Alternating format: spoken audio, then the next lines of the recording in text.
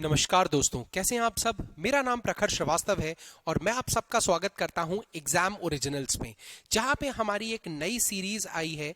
ठीक है, exam originals में जहां पे हमारी नई सीरीज आई है। मैं एक बार वो सही चूज कर लेता हूं। हाँ, मेंस 2020 के सॉल्यूशंस।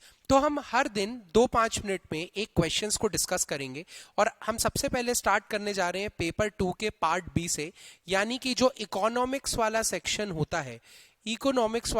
होता है, उसको हम डिस्कस करेंगे। ठीक है, हमने इसमें क्रिएटिव यूज किए हैं ताकि आपको याद ज्यादा रहे। हम ये भी डिस्कस करेंगे कि कैसे हमें आंसर्स लिखने चाहिए, क्या बेहतर आंसर होता है, सारी चीजें हम डिस्कस करेंगे। लेकिन इस सीरीज को पूरा देखिए, लाइक करिए, अपने दोस्तों के साथ शेयर करिए, क्योंकि जितने ज्यादा आप शेयर करेंगे उतने ज्यादा हम वीडियोस बनाएंगे। और मेरा मकसद है पिछले 10 साल में सारे सब्जेक्ट्स के सारे मेंस के क्वेश्चन पे प्रॉपर आंसर बनाना। तो अगर इन वीडियोस पे अच्छी रीच जाती है, हर दिन 500 से 600 बच्चा अगर इसे देखता है, तो हम इस चीज को डिजाइन कर सकते हैं या इस सीरीज को आगे बढ़ा सकते हैं।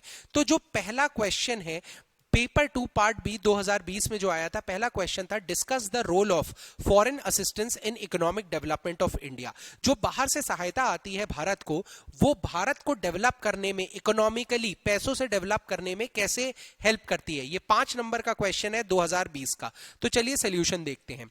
आप जब सोल्यूशन लिखते हैं ना, तो मैंने इसको क्रिएटिव बनाया है, आपको इतना टाइम नहीं मिलेगा या आप ऐसा नहीं बना सकते, तो आप इसको डिवाइड कीजिए।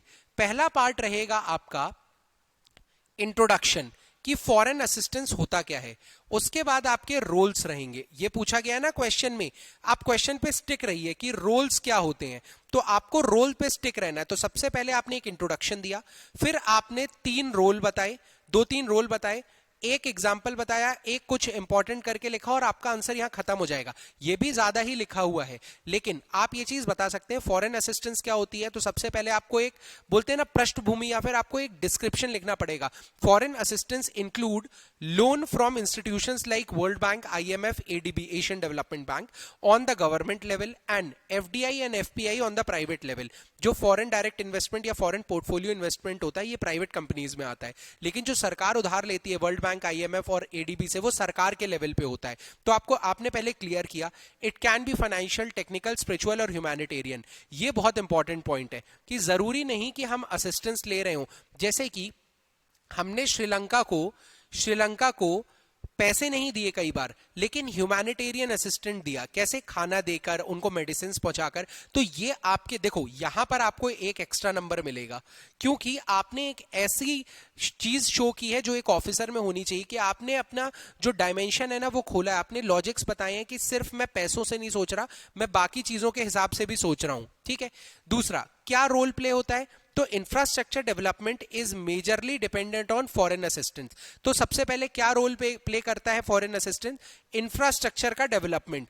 इंफ्रास्ट्रक्चर डेवलप होगा तो इंडस्ट्रीज आएंगी, इंडस्ट्रीज आएंगी तो लोगों को जॉब्स मिलेंगी, लोगों को जॉब्स मिलेंगी तो लोगों के हाथ में पैसा आएगा, उस पैसे से डिमांड बढ़ेगी, डिमांड की वजह से और इंडस्ट्रीज आएंगी, और ये चीजें चलती रहेंगी। तो that is why infrastructure development होना बहुत ज्यादा जरूरी है किसी भी कंट्री के बड़े लेवल पे डेवलपमेंट होने के लिए। अगर देखो, मैं आपको समझा रहा हूं इसलिए, अब मान लीजिए प्रोजेक्ट्स हैं जैसे भारत माला। ये प्रोजेक्ट क्या है? ये है, देखो, हमारा प्यारा भारत ये है। अब बाहर की कंट्रीज से पोर्ट पे सामान आएगा, तो इन पोर्ट्स को स्ट्रांग बनाना है। ये स्कीम है सागरमाला, और इन पोर्ट से सामान को अंदर के स्टेट्स तक लेके जाना, तो रोड्स बेहतर होनी चाहिए। तो ये है भारतमाला स्कीम। तो सागरमाला और भारतमाला 2 अलग स्कीम है, लेकिन आपको पता चला अगर यहां पे पोर्ट्स डेवलप होंगे, इंफ्रास्ट्रक्चर डेवलप होगा, तो हमारी अंदर की जो इंडस्ट्रीज है वो भी डेवलप होने लगेंगी, क्योंकि यहां तक रॉ मटेरियल पहुंचने लगेगा और इनका फिनिश्ड गुड जो है वो बाहर इसी रास्ते के जरिए बाहर आके दूसरी कंट्री में फ्लो करने लगेगा और ट्रेड बढ़ेगा। तो दैट इज वाई इंफ्रास्ट्रक्चर बहुत जरूरी है और फॉरेन असिस्टेंस उसमें हेल्प करता है। सेकेंड, जब फॉरेन डायरेक्ट इन्वेस्टमेंट आता है तो ये बहुत सारी, अब देखो मारुति सुजुकी में सुजुकी जब इंडिया आया मारुति के साथ, तो इनकी बहुत सारी फैक्ट्रीज खुली, तो उसमें बहुत सारी जॉब्स मिली लोगों को, अनएम्प्लॉयमेंट कम हुआ। सेकंड, टेक्नोलॉजी लेके आया था सुजुकी अपने साथ, जो मारुति के साथ मिलके कार बनती थी ना, उसमें टेक्नोलॉजी सुजुकी की थी, तो टेक्नोलॉजी का ट्रांसफर भी सुजुकी ने किया। और इसी के साथ साथ हम जब डोमेस्टिक असिस्टेंस की बात करते हैं, हमारे देश के पैसे की बात करते हैं, तो या तो हम लोगों का पेट भर सकते हैं या इंफ्रास्ट्रक्चर डेवलपमेंट कर सकते हैं। तो हमारा जो डोमेस्टिक असिस्टेंस है ना, वो उतना सफिशिएंट नहीं है कि हमारी basic needs and development needs दोनों को सेटिस्फाई कर पाए। तो ये 3 रोल प्ले करता है फॉरेन असिस्टेंस। अगर फॉरेन असिस्टेंस का होना जरूरी क्यों है, या वो कैसे कंट्रीब्यूट कर रहा है इंडिया के डेवलपमेंट में, इन 3 तरीके से। कितना प्यारे तरीके से ये लिखा गया है, आपको भी ऐसा ही लिखना है, ठीक है। मैं आपको बताऊंगा, कई लोगों को लग रहा होगा सर ये सब याद नहीं आता, उसका भी सोल्यूशन बताऊंगा। अब अगर आपके पास जगह बची है तो एक एग्जांपल लिखिए कि इंडिया ने फूड और लोन असिस्टेंस प्रोवाइड किया था श्रीलंका को recently, which help them in coping up with economic recession. अब ये एग्जांपल ना आपको अलग से 1 नंबर एक्स्ट्रा दिलाएगा। क्यों? क्योंकि ये एग्जांपल है आपके करंट अफेयर्स का। ये एग्जामिनर को ये बताएगा कि आपके अंदर करंट अफेयर्स का नॉलेज है, एंड सेकंड आप उस नॉलेज को यूज कर पाते हैं। तो यहां पर मेरा मानना रहता है कि आप अगर इकोनॉमिक्स हो गया, साइंस एंड टेक हो गया, ज्योग्राफी हो गया, ज्योग्राफी तो नहीं, इकोनॉमिक्स, साइंस एंड टेक हो गया, पॉलिटी हो गया, ठीक है, मतलब पेपर 1 को छोड़ के आपको बाकी सारे पेपर्स में, हिंदी नहीं ऑब्वियसली, पेपर 1 को छोड़ के आपको बाकी सारे पेपर्स में करंट अफेयर्स का यूज करना है, ठीक है। अब आपने ये फ्लो चार्ट बनाया। अब देखो धीरे धीरे हम इस सीरीज में फ्लो चार्ट बनाना भी सीखेंगे कि आप इस तरीके से फ्लो चार्ट बना के लिख सकते थे, ठीक है। या फिर मैं आपको बताऊं एक छोटी सी चीज, जैसे ये होती है कि रूट कॉज एनालिसिस है, तो आपने मछली मतलब फिश बोन डायग्राम होता है ये भी मैं आपको बताऊंगा कैसे होता है। तो उसमें क्या किया जाता है फिश बोन डायग्राम में, कि आपने कॉज यहां लिखा कि पॉवर्टी है यहां, फिर आप यहां पर कॉजेज लिखते जाते हो कि पॉवर्टी के रीजंस क्या हैं, ठीक है। और फिर आपको अगर और डेप्थ में करना है तो इसके और रीजंस लिखते हो आप कि इन रीजंस के होने के और रीजंस क्या हैं। तो एक ये मछली की तरह दिखने लगता है, इसलिए इसको फिश बोन डायग्राम बोलते हैं, FB डायग्राम।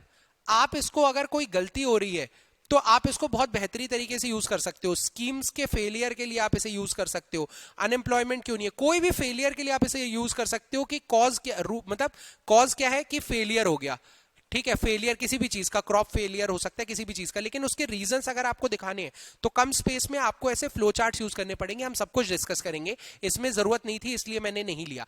इसके अलावा अगर आपके पास और स्पेस बचे तो आप ये भी लिख सकते हो कि जैसे कि चाइना ने श्रीलंका को लोन ग्रांट किया था, लेकिन बाद में ये श्रीलंका लोन नहीं चुका पाया चाइना का, तो इस वजह से श्रीलंका को अपना हम्बनतोता पोर्ट जो है वो चाइना को देना पड़ गया था। तो बाहर का असिस्टेंस हर समय अच्छा नहीं होता, इसका भी हमें ध्यान रखना है। अब एक कंप्लीट आंसर है फॉरेन असिस्टेंस क्या होता है, कैसे वो भारत के डेवलपमेंट में योगदान दे रहा है, उसका एक एग्जाम्पल और एक वार्निंग। ये होता है क्लासिक आंसर। आपको भी ऐसे आंसर्स लिखना सीखना है। अगर आपको इससे मजा आया हो, आपको लगा हो कि नॉलेज मिली है, क्रिएटिविटी मिली है, एक आंसर लिखने का बेहतर तरीका मिला है, तो आप जरूर इस चैनल को सब्सक्राइब कीजिए। Exam originals specifically English medium के स्टूडेंट्स के लिए बहुत सारी चीजें लेके आ रहा है। आपको एमपीपीएससी या बाकी एग्जाम से जुड़े इंग्लिश मीडियम का कंटेंट में बिल्कुल भी दिक्कत नहीं होने वाली है, और हमारी जो सारी सीरीज है या इनिशिएटिव्स हैं वो एमपीपीएससी रैंक 1 संपदा मैम के अंदर चलते हैं, ठीक है। तो आई होप आपको ये मजा आया होगा। Thank you guys for watching the video, hope you have enjoyed the session. Bye bye.